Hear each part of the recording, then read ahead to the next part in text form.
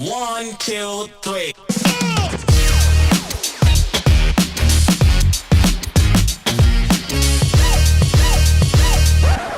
Pull R&B ballin' for all y'all to see. Pull R&B ballin' for all y'all to see. All right, everybody. Welcome to another episode of Go With The Flow. Not just any other episode. The last episode that I'm recording as an undergrad. Last episode I'm recording in the studio.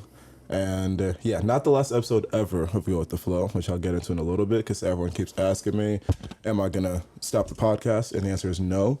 I'm working on the rebrand and the transition to take it to a different level and a new phase and a new stage after graduation. So not the last episode ever that you'll hear out of me. I've actually recorded a few that I'm going to put off for a little bit, but the last that I'm recording is an undergrad, so kind of special. And just a few quick thank yous before we get into the episode and I get to my guest. Thank you to Theo, Ezra, David for being on the team this year. You guys were great.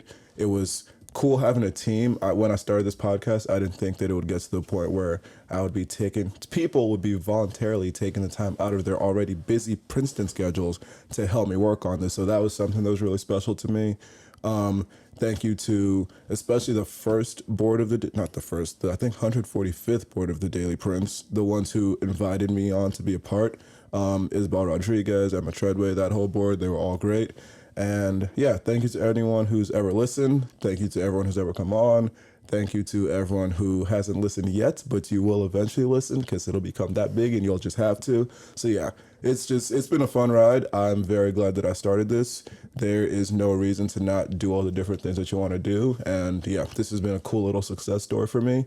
And excited to see where it goes or doesn't go. Because again, it's so much fun that you're going to keep getting episodes. Even if they get 0 listeners, I'm just going to keep putting them out anyway. But without further ado, to my guest. And as always, a very, very, very, very special guest in the building. My third Olympian now that I've had on the show. It's like I might just have to become a podcast specifically for Olympians, but Sondre Guttormsen is in the building. Welcome to the show, Sondre. Thank you very much. Thanks for having me. Of course. And so the way that I start every single episode, I ask my guests to introduce themselves, tell me where they're from, stuff they do around campus, and then just any other general introduction that they would want the people to know. So take it away. Cool. First of all, it's nice to meet you. I met you a couple of weeks ago. Yeah, we met like a month and a half ago at a birthday dinner. Happened to sit right across from each other. And Time's been moving fast since then. Lots have happened. Yeah, so my name is Sondre Guttormsen. I grew up in Norway. I'm a pole vaulter. I spent a couple years at UCLA before transferring here, right kind of when COVID happened. And I'm a junior, and I just finished my junior year now, and I study psychology. I got my psychology shirt on, actually. Just like I'm a neuromega, so kind of similar. Very similar. We share a building. Yeah. Yeah, that's about it. I've only had like a year physically on campus because of COVID and transferring and everything, so I still feel pretty new to the university, and And so how would you describe this first year fully in-person experience, being able to run track, how would you describe the way this year has gone overall for you? It's been great. Like, I came here not really knowing many people other than my brother and maybe like a couple guys on the team. But like when you're doing a sport, like you get to know so many people so fast. Like I remember just like after the first week, I had met so many people and already like started developing friendship, and definitely helped having a brother too on the team, just kind of like showing me around, showing me everybody, and it was a very good start, and it's been a great year. I'm glad that COVID hasn't affected this year. Yes, me too. Very much so. I can agree because I'm obviously a senior, graduated now, but all last year was one that was very, very much so COVID affected, and it's been good that other than the last 2 weeks of first semester when stuff got shut down due to the rise in cases, we've had a pretty regular year. So that has been very, very nice because the virtual semester, the virtual school, and all that stuff was not very fun. But you mentioned that you have a younger brother, also on the track team. What year is he? 20? Yes, he's actually also a junior because when I transferred here, they accepted only a year out of 2 of my UCLA years. Okay. So that's how we both become junior, or like the same year, class of 23. Okay, but who's So- older? You're older? I'm a year and a half older. Okay. So when I was at UCLA, I was class of 22, and then now I'm class of 23. Which, Okay.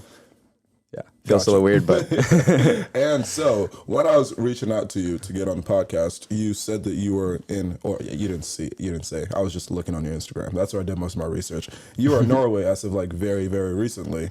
Do you, and I know that there's like a track meet coming up. So does that mean that you like train by yourself sometimes, or what exactly is your schedule like? yeah, we've always been kind of like individual in terms of like training, and my training is very like I'm training my brother my whole life pretty much, and we've been doing pretty much the same stuff. Him and I. I don't go home a lot. Like this whole year, I've pretty much been here at Princeton. Like I spent my Christmas break in California with my family, so I didn't even go home to Norway because I wanted some warmer weather after a cold Princeton fall. But yeah, I was just back for 2 weeks, like taking care of like a minor injury thing that I had, and I finished all in-person class early. I didn't really have any in-person exams or anything like that I had to be here for. So it's definitely nice to be back home for a couple of weeks. And did you at any point have any international competitions that you had to leave for this semester or no? Yeah, actually, I went to right after the indoor season for NCAA finished, like the week after NCAA, I went to World Indoor Champs in Belgrade, Serbia. Okay, so you weren't in Princeton the whole year. It was so fast that it's literally like 3 days I was there. I flew in like 2 days before the meet. I flew back the day after. Quick round trip. Yeah.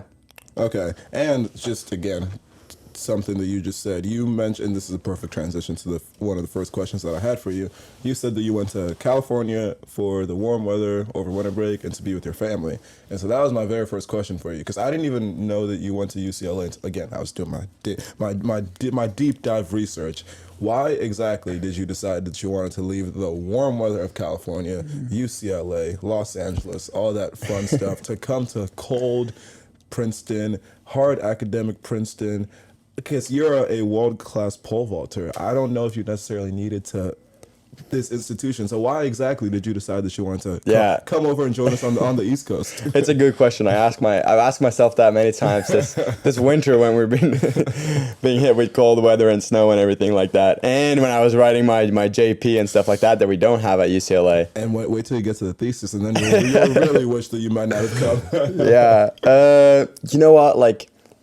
Like athletics is a huge part of my life, and like I value that a lot when I chose college, and that was why I chose UCLA in the first place, because I thought it would be really great for me athletically, and it's a very good academic school as well. Yeah.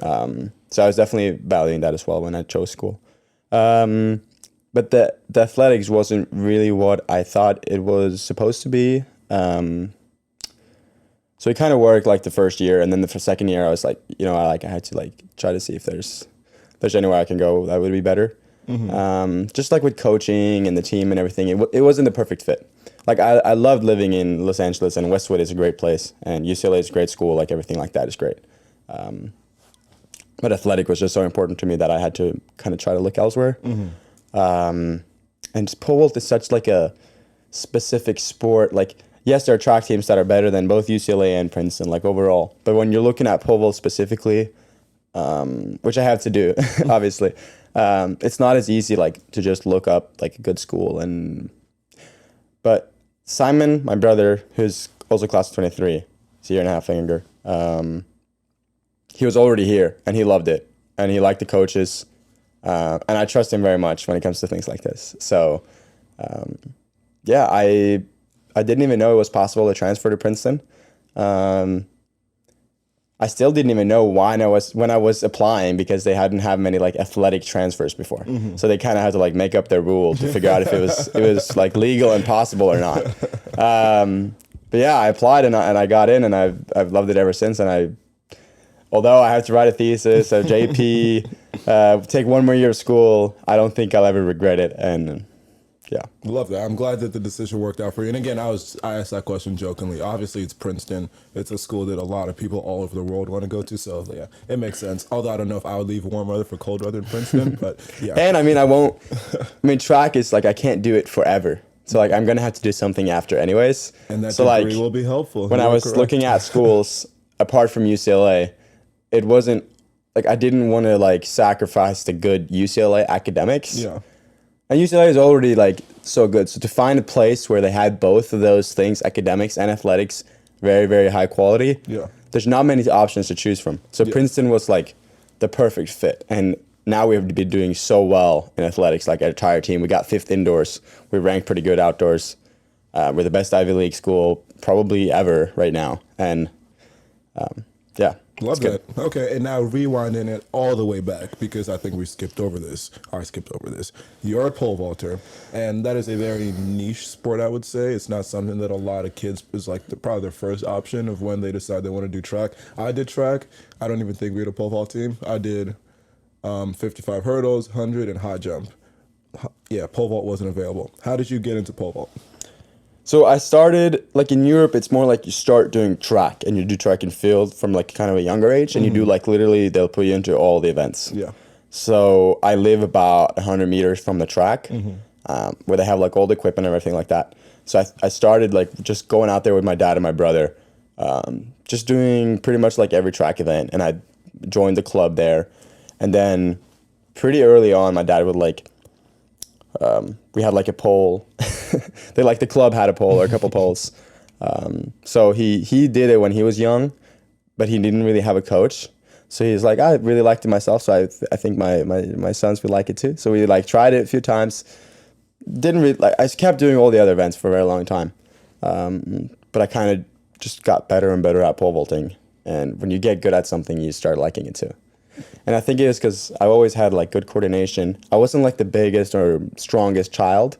So pole vault, you were still able to like use your coordination to still beat the guys that are bigger than you. Yeah. And then I'd get beat in some of the more like physical events. And then obviously when I started maturing and stuff, like I'd also got better at the other events, but pole vaulting was the one that I was really good at. So. And when was that point where you realized that it was something that you could be really good at? Like how old were you, would you say, when that happened?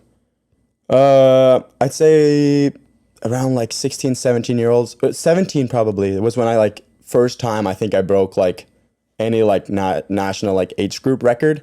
Before that I wasn't like even close.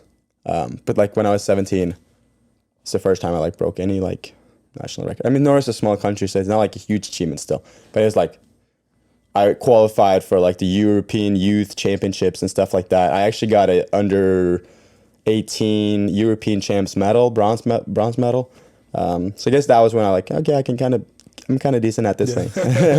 I think I'll stick to it for a while. Yeah, I could do okay with this. And so again, looking at some of the heights, was that what? Heights, yeah. Heights that you've cleared, is that the terminology? Yeah, that's okay. good. And which we'll get more into this later, but you have the Norwegian national record of 5.81 meters, which is equivalent to 19 feet. Because again, I need everything in feet. Meters make no sense to me. To me, this could be 5 meters right here. So okay. 19 feet and some spare. Yeah. So very, very, very high up. And this might seem like a stupid question, but what does it feel like when you're that high in the air? Because the pictures are insane. To me, that's probably like my favorite part about it is like the pictures that you have when you're like in the air and upside down, which you're very, very, very high. What does that feel like? If you hit a really good jump and you feel that it's a good jump and you just feel like you're being launched. That's insane. Like it feels like what it looks like kind of. You feel like you're upside down and like when you let go of the pole, you're literally being launched into the air and you just hope you don't hit the bar on your way up there. But like the process of like getting upside down and everything is very like technical and you're very focused and you've done it so many times that it's kind of like autopilot. Yeah, it's like muscle memory. But then when you like hit a really good jump, it feels effortless and it feels great. Kind of like a trampoline almost, maybe?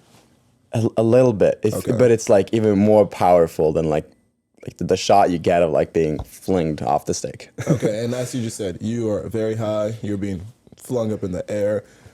When you initially started, was there any fear associated at all? And if so, how long did it take you to feel like, okay, this is something that I have enough of a handle on that I don't necessarily need to be scared of? I think I always like loved adrenaline, and I'd always love any sport that has feel like heights and danger and stuff like that. And when you start so young, you start so low, and you literally go like inch by inch up from 8 feet to 19 feet now. So I don't think I've ever been really scared. I guess the only times I've been scared is like I've broken a few poles, which is like they snap when you they literally stick snap them in the ground. Whoa. Yeah, like when you bend them max and then they just break. Oh, jeez. And then you don't know where you are in the air. You just go blank and you hope that you land somewhere and the pole doesn't hit you. But sometimes it does hit you and you like can get a little bit hurt, but not too bad. And then what's like the worst fall that you've had? One time I like landed straight down, like I didn't do a good jump and like my feet went straight down to like where the box is. Oh. And I had like my feet on like one side of the plant box. I know. Yeah, so like I just landed like straight down from like 15, 16 feet, something like that. Oh boy. And which is pretty scary because like you're in the air and your pole is not even on the ground anymore because like somehow like went out of the box. And like, there's no way of me like changing anything. I'm just trying to land as good as possible. It was scary. Did you get injured? I did get a little injured. I had to like go on like a bunch of ibuprofen for like a couple of weeks just because my like feet were all screwed up. And I'm a little chicken. If that happens to me, I'm like, nope. I need to stay close to the ground. I'm just gonna run 100 meters. Yeah, I think that's honestly like maybe the most like challenging. Just after like an incident like that, you get kind of scared, but then you figure it out, and then it's all good again. Yeah, and you forget about it. Yeah, and so now to the workouts that are associated with pole vaulting, because I saw on your Instagram again that you said that hurdling is your favorite, either first or second favorite workout to do. You're always hurdling on your Instagram. Why exactly do you need to do that, and how does that help you with pole vaulting? And it like explain it really basically to me, because like, I don't understand. Yeah. I think it's not necessarily necessary for everybody, but I grew up running hurdles and I love it. Okay. And I think it's taught me well, like running mechanics and staying tall and having a good rhythm. And it's also just kind of nice doing something other than pole vaulting that's still like technical. So like your kind of brain stays sharp and you get to work on different things that not exactly pole vaulting. Because sometimes just pole vaulting, it's kind of gets like repetitive and you need something novel sometimes to kind of feel different things with your body and stuff like that. So. And do you think you could probably compete at the D1 level in hurdles, or are you not that good? I actually, I ran at the World Juniors when I was a senior in high school. Okay. And I got second at CIF, like California State meet, high school meet. So you're pretty good. So I was decent, but then it's just like pole vault is just so technical. I don't have that much time to do it that much. But okay. I think you'll see me at one race at one point at Princeton. Okay, love that. I was planning on this year, but it got a little hectic and I didn't really have time for it. So fair enough. I'll save it. Okay, and now transitioning more to your presence on the national level, and first the Olympics. And so you participated in the Tokyo Olympics. Generally, what would you say that experience was like for you, starting with when you found out that you would be representing your country, Norway, at the Olympics? I think I found out like 2019, I made the standard, like the official standard, because you can do it 1 year before the Olympics. Wait, what do you mean? So like for track and field, like there's like a mark where you have to hit. And like if you hit that and you're top 3 in your country, you're not guaranteed to go, but like they will potentially select you if you stay in good shape and you show that you're still doing good marks like the next year. Okay. So then I qualified in 2019 because the Olympics was supposed to be in 2020. Yeah. And then I did continue to produce good marks and stuff like that all through like 2020. And then it got postponed to 2021. So I had to like still be in shape, obviously. Was the spot still guaranteed for you after it got postponed? Or did they say that they would have to reassess where everyone was at to then give out the spots? A little bit. Yeah, you definitely had to show, I think they just say like proof of fitness, which is just like slightly below what you had to like to qualify, like the mark. Like 580 was the qualifying mark, which I jumped in 2019. Okay. I didn't jump that in 2021. Or I did like kind of late, but like I think I got selected earlier. I don't remember exactly, but I had to show that I was still good. Okay. And before we get to the actual competition question, which I told you that I would ask based on the conversation I had with Sarah last week, who was a Winter Olympian, and she said that in Beijing, the Olympic Village was spread out over a very long distance. She had to drive like an hour to the hockey rink from where she was actually staying. What was the Summer Olympic Village setup like? Was it that spread out, or was it more like a campus like Princeton, like I? Yeah, it was like it was definitely less spread out. There was a huge Olympic Village. I don't even know how many like buildings there were, but there were a lot, and there were like some buildings would only have like one team. Like USA would have one whole building because there's so many people. We were like sharing with like a couple other teams, I think. So it's like one like little like half island kind of thing, and then all the dining halls, like they're huge dining halls. Everybody would eat in there. McDonald's was at the popular spot. That's what We did not have McDonald's either, so I was disappointed as well. I thought Mo Hamza said that there was McDonald's. No, we had no, I don't think so. There was like something similar, but yeah. I think there's only like a few sports like surfing and some events that you couldn't have like in the Tokyo in the middle of the city. Okay. That were spread out, but Okay. and like the marathon and race walk was like kind of farther because they wanted like to be a couple degrees colder, I think. But Okay. some of them still stayed in the village for a while before they went to their like other small village or whatever. Okay. And what other countries did Norway have to share with? I think it was like Denmark and Venezuela. It's like one other small country. Okay. And were you able to meet any cool athletes at all? I definitely saw like a lot of good athletes. I don't think I was hoping to see like Simone Biles and some of the gymnasts, but I think they stayed somewhere else because they were like so famous or whatever. I met like my one of my childhood idols, which had the world record in the pole vault. His name is Sergey Bubka. He jumped 6'14", which is 20 feet 2 inches or something. So that was cool. Yeah. I wonder if the U.S. gymnasts actually did stay in a different place, because I don't. Yeah, they did, especially the girls at least. Because I'm thinking of like the USA basketball team, who are They also, I don't think, stayed in the village because I was trying to look for them. Okay. And okay. they're easy to spot. I spotted the French guys because they're like all super tall. Rudy Gobert's, but yeah. no, I think it's because like it would be like too intense for them. Okay, which is okay. Because I was about to say and maybe the cardboard beds wouldn't be able to hold them either. And that leads me right to my next question: the cardboard beds, the infamous cardboard beds. What were those like? What was it like sleeping on a cardboard bed? Honestly, they weren't that special. They had like this. The bed frame was like cardboard, and it could definitely hold you. And then there was some kind of weird, different kind of mattress that you could like flip and like change the firmness. I think it was supposed to be like environmental friendly and not anti-sex bed that everybody says they are. I think it was supposed to like they were like cardboard, so they were like good for the environment. And they just like one of my roommates actually like I think when he like sat on it, it like cracked.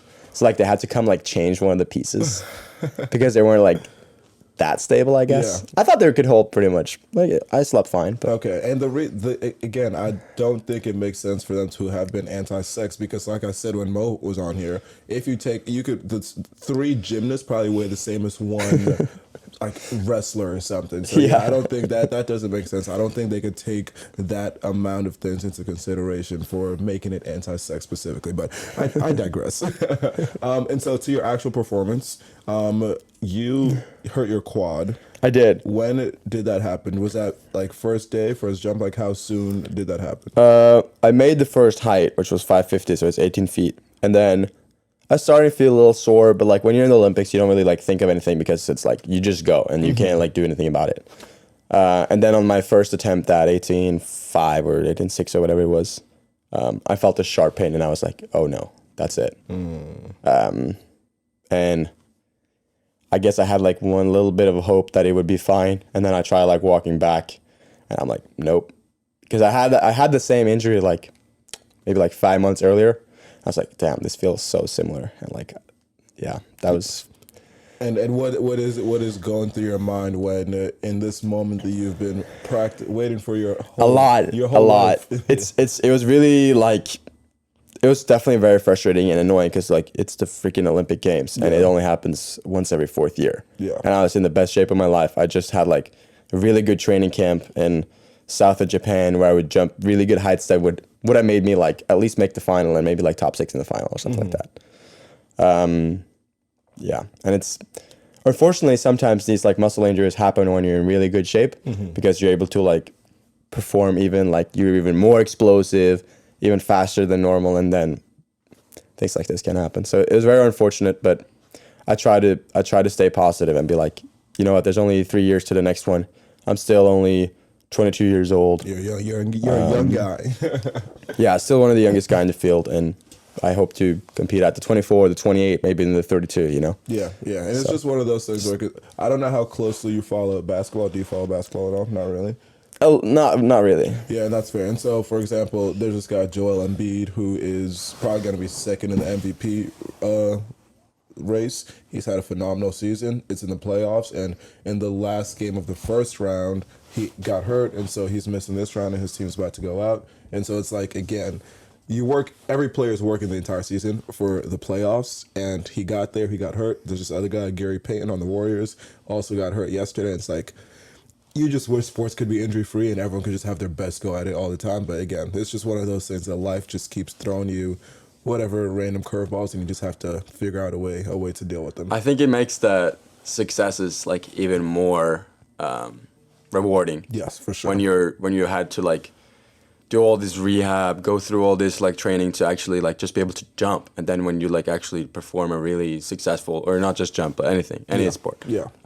It's even more rewarding. Yeah, and that's even just life in general. I don't think anyone wants a straightforward path to the top, and the highs are so much better after you've gone through the lows. And yeah, just that general theme. But also another topic that I just literally wrote down because I remember that we spoke about it at dinner the day we met. So you are competing at the national level, and you were telling stories about the doping rules and how they just kind of like show up randomly and just like test Right, you. yeah, you're fascinated about that, weren't I you? was so fast. So please, can you just reiterate what it was that you were mentioning to me about at the dinner, about how they just randomly show up and how they just explain the rules to me. Yeah, I will. So like when you're reached like international level, usually for most countries at least, you get put on this like whereabouts like app. Like it's like you download an app on your phone, and you have to like insert your address, your phone number, your email address, all this stuff, and then every 24-hour period, you have to have 1 hour out of that day where you put down an address where you're available for testing. That doesn't mean they're going to come every day. It's just that hour you have to be there in case they show up. And if you're not there when they show up, you get like one like warning or something. And if you get 3 warnings, that's the equivalent of being caught for doping, pretty much. That's insanity. So like a few times they've showed up at my door. I usually put it like early in the morning because that's when I know where I will be. Yeah. I'll be in my dorm sleeping. Yeah. A few, like when I was at UCLA too, they like knocked on my door at like 6 a.m. and my roommate would wake up and be like, Sondre, someone's at the door. And I'm like, who is at the door this time? Yeah, and then you just gotta pee in the cup, sign some papers, do some paperwork stuff, and then you're good to go. Have they shown up to Princeton yet? They did once. They couldn't exactly find my dorm, so they had to like call me, and we had to like go up to the communal bathrooms, and they literally have to like watch you pee. So like I pee with the open door, the pants have to be like below your knees so they can see that you're not like cheating or anything. Yeah. And I just wonder about the dudes who choose to take that job. Their job is just to watch people peeing. And even that's have you ever had an instance where they've showed up and you weren't there and you've gone to strike, or no? No. Okay. Good job. Never. Good job. But even it's the 1 hour in a day thing is I don't know how feasible it is, because even like I look to my schedule every day. There's some days where I wake up really late. Some days I wake up really early and I leave my room. Like no 2 days are really the same for me. I usually put it while I'm still sleeping. But so I know I never like wake up before like 8 really. Mm-hmm. So I put my time like from 7 to 8. But then there's always a chance that your sleep might be interrupted, and I would just be so annoyed if my sleep was interrupted by somebody who's waking me up to go pee in a cup. Yeah, like the one time they came to Princeton, like I always have my phone like do not disturb because I get like I don't want to be woken up. Yeah, but then they kept calling, I think a certain amount of times, and then eventually your phone rings, and I'm like, I think I started dreaming about the phone ringing, and then like I actually woke up and I like call and they're like, hey, like this anti-doping, and I'm like, oh no, call. And so how often have these dudes showed up, knocked on your door and be like, pee in a cup? Maybe like everything from like 5 to 10 times a year. But I know like every time I go home, for example, I know they're going to be there like within that first week that I get there, just because it's like... You come home from campus, they're just like drinking tea with their parents, like, there he is. Yeah, they were like waiting for me at the door once when I was like at training one time, and they were just like... Hey. And are you good? Do you have to be on this protocol for as long as you're competing at the literally level? Until you retire, and you have to notify them that if you're retiring, and if you're gonna do like a comeback after you retire, you gotta notify them a certain amount of like months or years in advance so they can like put you back on the protocol and testing again. And when did you get on this protocol? I don't know if I asked that. 2018 was when I made my first like international team. Okay, so it's for any international. But I mean, it's really like, yeah, I've been hating on the system and everything, that it's like, yeah, it's sometimes like a lot to remember, but it keeps the sport clean. And I think it's very important that everybody does it well and that they stay on top of their app. And yeah, it keeps the sport clean and it makes it fair. So yeah. I think it's a good thing, even though sometimes it's a little too much sometimes. Yeah, exactly, and it's definitely very necessary. It's just kind of funny that I don't think most people realize that that's what it's like for the athletes, where you could just be run up on at any time and told to pee in a cup, and you have to say yes, definitely necessary. Keep all these sports clean. We want clean athletic competition. Yes, but it's just kind of funny. Yeah. And so still along the lines of national success, you have the Norwegian national record. What does it mean to you that is a record that you hold? I think it's pretty special. Like when you think about it, it's like not every sport has like a record that goes through the entire history of your country. Like, cause you can't be like it's hard to measure a basketball player now against like a basketball players like 10 years ago, or like soccer or any like sports that doesn't have like an actual measurement. Yeah. But pole vault and track in general, like there's literally nobody ever in the country of Norway that has jumped higher than me. And when you think about it like that, it's pretty cool. That is pretty insane. And was that it was the 5.81 meters? When did you get that at an international competition, or is it like, did you just get it and then it was like, oh shit, this is the highest anyone from my country's ever jumped? I first broke the record in 2018 when I jumped 575. Okay. The record before me was 72. And then I broke it again in 2019, jumping 580, and then again in 2021 when I jumped 581. Okay. Okay, and another stupid question. When you're competing, what are the increments that you move up the bar every time that you... So usually there's like a set progression, and that could be, usually it's between like 10 and 15 centimeters increments. Okay. So that's like 4 to 6 inches every time. Okay. But then if you have won your competition, if you're the only one left, you can choose to put it out whatever you want. So like when I won, I could be like, oh, the record was 580, I'll put out 581, just to only beat it by that much, not that much. But yeah, if you're in a big, like at the Olympic, I can't choose what to put it at unless I win it. So then you just have to do the next height. So. Yeah, because that reminds me of the high jump at the Olympics when the two guys decided to share it because they couldn't like go on to the next one. So theoretically, that could also happen in pole vault. Theoretically, it can happen. It happens very rarely. And I actually was watching that in the Olympics when those two guys shared it. And it was a pretty special moment because they both had, like we said, injuries and stuff. Yeah. And I just knew how he felt when one of the guys won it, or they both won it. But yeah. As a competitor, though, if you were in that scenario, would you want to share it with someone? I don't know. Like, I think it's hard to decide now. Like, I think you just have to like do it when you're there, if it actually happens. It's an in the moment decision. But I think unless you really, really hate the guy you're competing against, which I like all my competitors. We get along well. Yeah.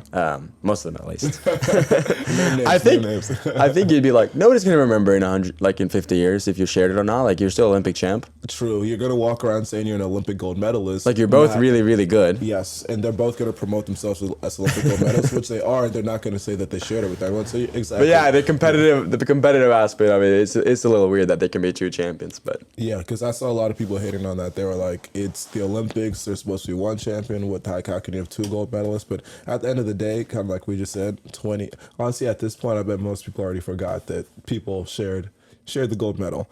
And then also another basic, simple question. When you are practicing, so say you have practice later today and you're going to go practice jumping, what height do you start at?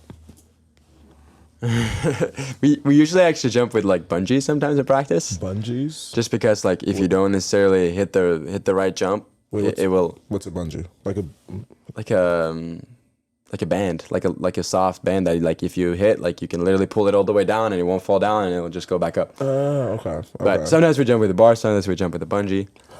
Sometimes you jump from. Okay. Sometimes you'll jump from like less amount of steps. Mm-hmm.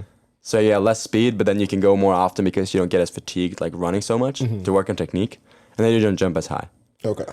But like I'll never reach close to like my PRs in competition in practice, just because I'm not that adrenaline. You know, like there's no competitors, there's no fans. So we work mostly on like technique in training. Would you say is that the same across a lot of track events? I think so. Like you never, like the sprinter will never reach the same speed as he will in a competition. Interesting. I never thought about that, but that does make sense. And I know like some of the long jumpers on our team, they won't even reach like a foot, like near their PRs. I've jumped like, I think my practice PR is like 4 inches lower than my competition PR, which is not that much. Okay. Some guys have like almost a foot difference. Okay, gotcha. Okay, and now reeling it back from the international stage to the Princeton stage, actually the national stage. And I don't know whenever the competition was, NCAA Indoor Championships. You are the NCAA Indoor Champion for pole vault. Very, very huge accomplishment. What was that moment for you like when you clear the bar and you realize you're the single best person, at least at indoors, in the country? It was very special actually, because even though like I've won like Norwegian titles and I've been to the Olympics and World Championships and all this, I've never really been number one in like a huge competition like this. And the collegiate level is way higher than like the Norwegian national level. So it's such a big country and there's a lot of internationals and stuff like that. So yeah, it was actually really special, and it was a dream of mine like ever since I started college at UCLA like almost 4 years ago now, to get that title. And freshman year at UCLA, I think I got 10th and I got 9th, so I wasn't even All-American. And then I thought I was going to compete last year, but then COVID.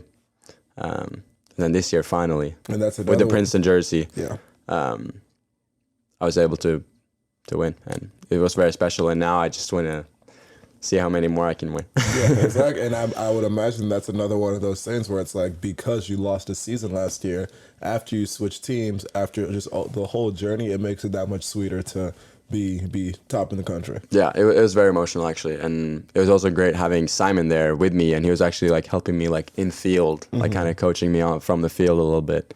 And he got 4th, and he did it really well as well. So. It's really cool. Also All-American, just casual. All-American brothers. No we'll try to go 1 and 2 outdoors though. Who's going to be 1? Okay, but yes, that was my next question. Indoors, outdoors. Does winning indoors make you the favorite for outdoors? A little bit. Yeah, it's very similar. The only difference indoor and outdoor is like the weather conditions pretty much. Okay. Like you jump very similar heights.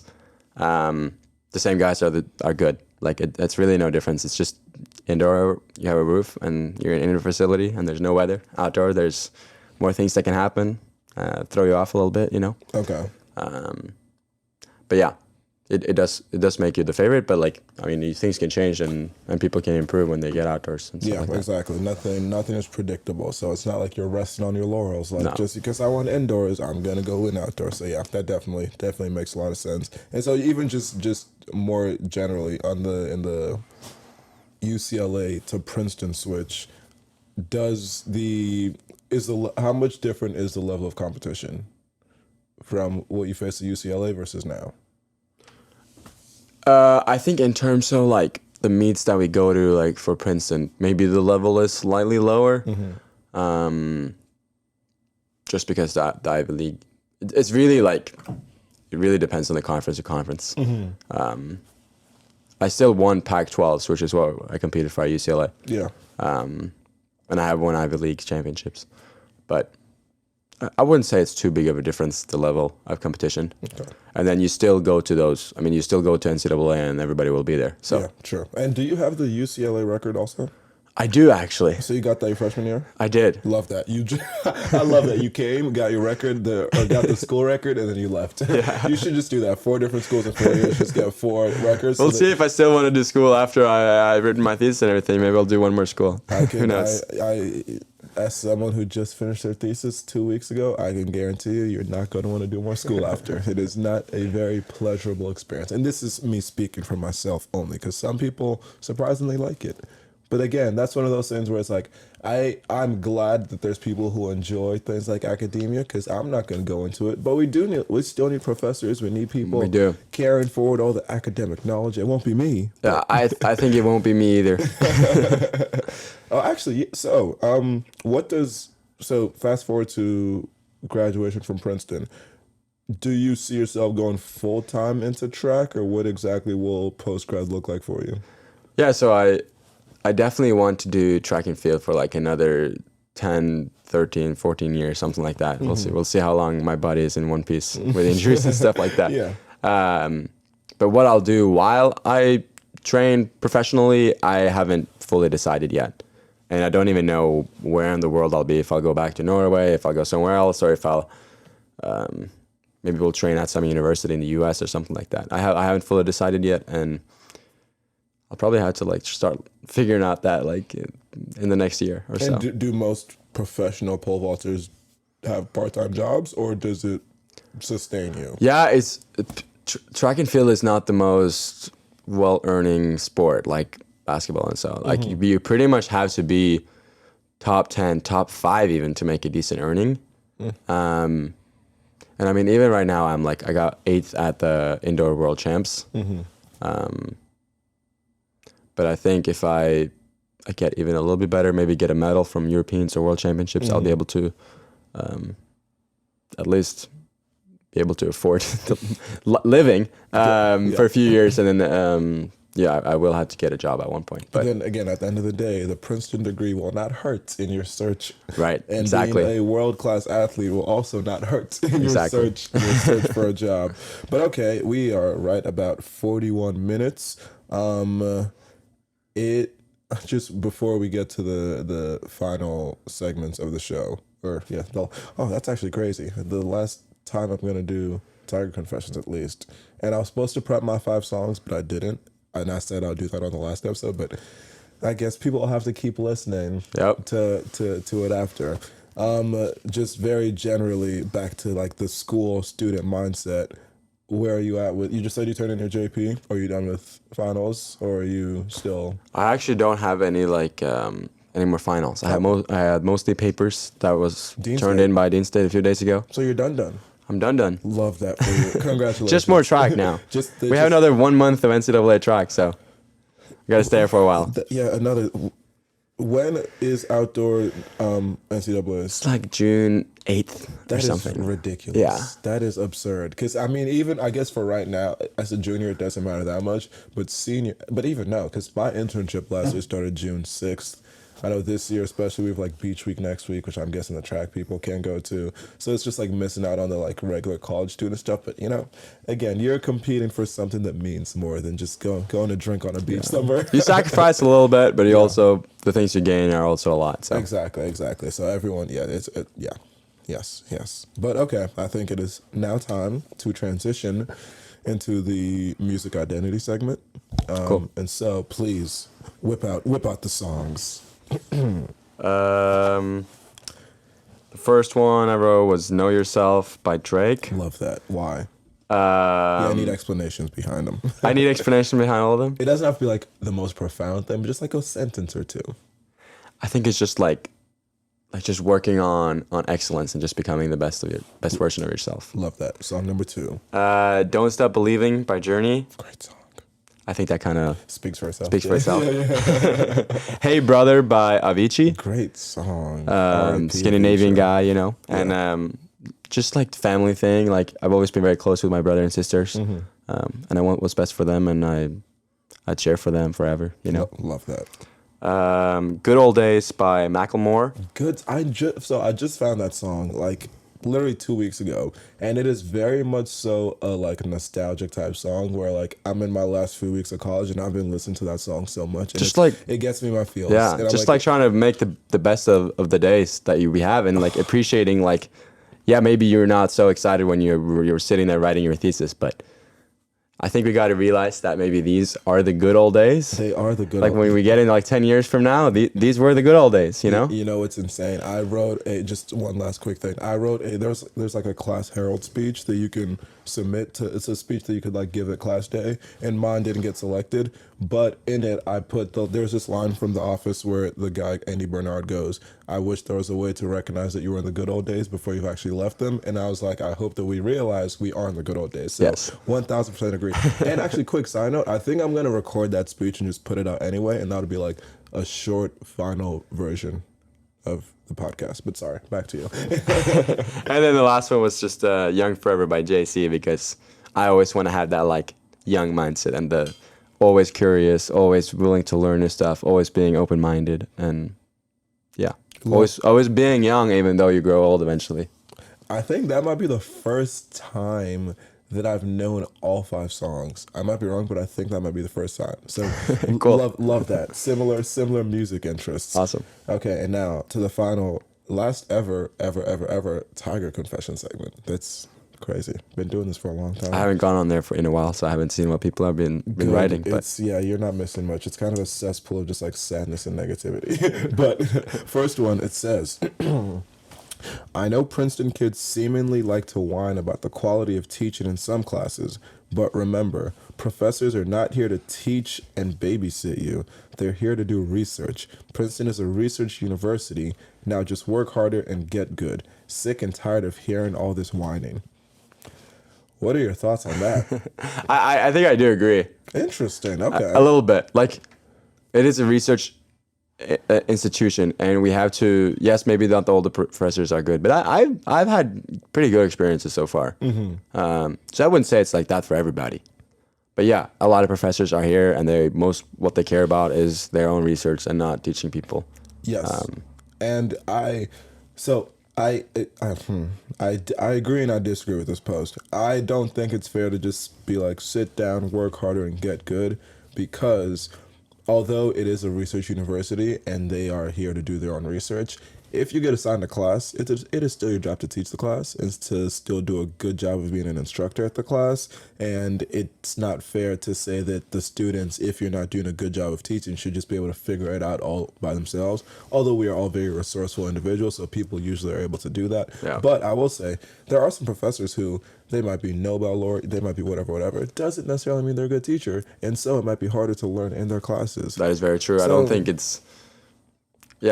just because you're a very good researcher and you maybe have a Nobel Prize or whatever, doesn't mean you're going to be a good teacher. Yes, maybe you'll be worse, actually. Exactly. And so it might be that these people just aren't great teachers, and so it's just that much harder. So I get the concern. I agree and I disagree. Yes, they're here to do their research, but if they're not great at teaching, they should get better. I think my psychology professors have been really good, actually. I don't know if it's just a departmental thing and it's not as good in other institutions, but yeah, I've been lucky at least. And I will say my neuro professors have also been pretty good, especially the class I've taken this year.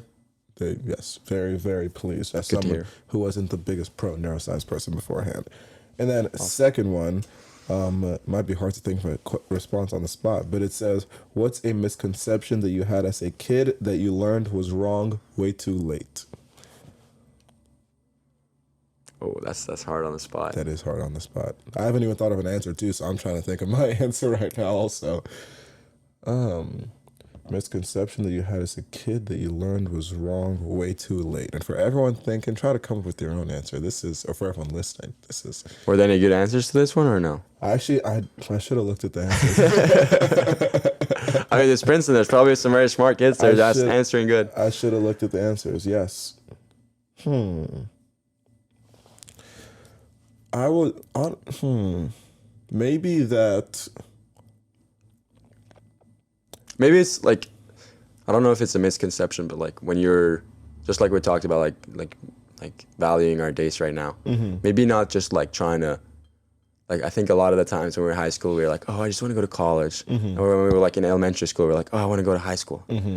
Maybe just be like, well, now I'm in college. Let's just like enjoy that for how many more years or months I have left, Living in the and moment. not just try to be like, oh, I'm so excited to get a job or like Yeah. whatever. Yeah, we might know? rush ahead too much rather Yeah. than just being in the moment. That's a good one. I will say, okay, I have an answer, and I think I spoke about this somewhat recently. The idea that you're supposed to be successful by yourself and you don't need help from anyone. I thought that was the way to do things for the longest time. Came into Princeton that way, and because of that, struggled a lot academically freshman year. But if I'd realized earlier that, again, no one gets anywhere by themselves, what's the saying? It's like faster alone, further together. Something like that. Something like And that. seeking help is also like just being able to seek help. I think is very helpful. Yes, also along those lines. Also, I thought it was like a sign of weakness to ask for help, but that's obviously not the case. So, two things that I used to think, misconceptions I had that I realized. I wouldn't say way too late. I'm glad that I've learned them now. Could have learned them earlier, but Yeah. you know, it is what it is. But we have now done 50 minutes. Awesome. This has been the last episode. It's an undergrad that I'm recording. It's this, iteration of the podcast. Sondre, thank you so much for coming on. Do you have any final words for the people? Thank you very much for having me as your last Princeton guest. I'm excited to see what happens next for you and keep listening to your podcasts. Thank you. And likewise, very excited to keep cheering you on in your pole vaulting journey and career. And I guess for everyone listening, thank you. This has been I keep saying this, the podcast is the most enjoyable thing that I've done this school year. Very glad that I started it. Looking forward to keeping it going. Again, for everyone who's ever listened, thank you. For everyone who hasn't listened yet, thank you. Share with your friends. Yes. Tell a friend to tell a friend to tell a friend. Yes. This has been the last undergraduate episode of Go With The Flow. Thank you for listening.